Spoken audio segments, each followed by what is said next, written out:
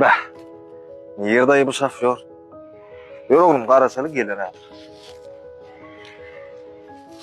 Assalamu alaikum. Wa alaykumussalam. Olmayadalar. Yaxshi. Ko'rpam, bo'lmi? Ay, tuvalama. Ish yapardim Ha, farmazı. wow, işte. Bol yağonşu. Hani yor oğlum. Şu onşa ödün salam vermesen salamam verecek gele sadaqan olay. Hani yor oğlum.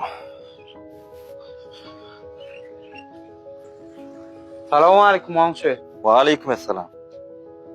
Men şun salam vermese salam vermen.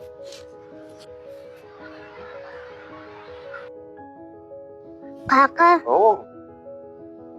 şu senden kiçim ulu. Men gülendin. Ne bulu? Emişe sana salam veriyor olun. Aha. Seni küçüdürür. Ay oğlum, ulu olsun, kiçik olsun, salam verenin salamını al yaz. Salam vermediğe de yaranacak olup görüm da. Hani yor.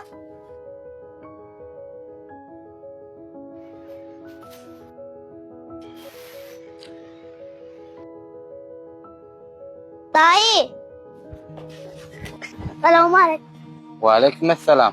Dayı bugün bize ne yapçın salam vermedin ha? Görmedin oğlum. Kakamam salam vermedi. Senin salam vermedin. O zaman ben salamlaşaydım. Tuvalama oğlum, berekella. Selamun aleyküm.